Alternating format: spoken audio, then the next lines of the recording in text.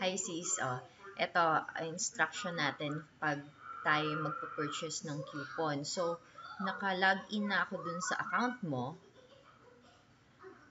Tapos, pupunta lang tayo dun sa My Finances. So, kung makikita natin dito, meron ka pa nga yung sukli mo na Euro account na 236 Euro.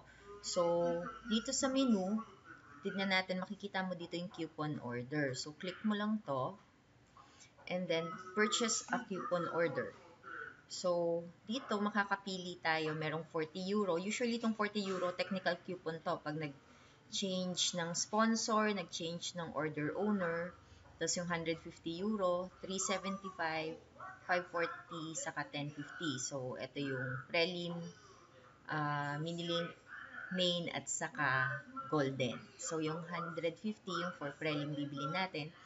Quantity, makakapili ka dyan kung ilan. Now, isa lang. And then, after nyan, click natin yung purchase.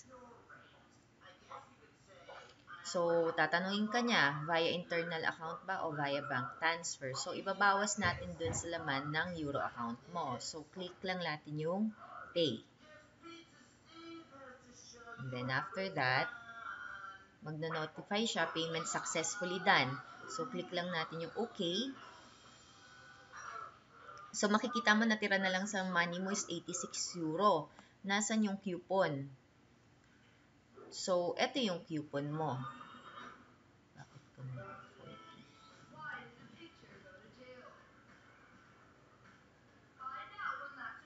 40? Eto, yan. 150. Bumili tayo ng 150 na coupon. Bakit ka bumili ng 40 euro na coupon, sis? Baka yun yung naklik mo kanina, 40. Anyways, so eto yung kinukuha natin, yung ano tawag dito, yung coupon order number at saka yung coupon code. Okay, so yun sis, gets mo na ha, o kaya mo nang bumili ng coupons next time. So pag gusto mo naman makita yung coupon, and yung click mo lang yan, yung parang printer dito, tapos lalabas na yung coupon na yan. Ganyan ang mangyayari. Okidoki. So, ganun lang pag-purchase ng coupon sis. God bless.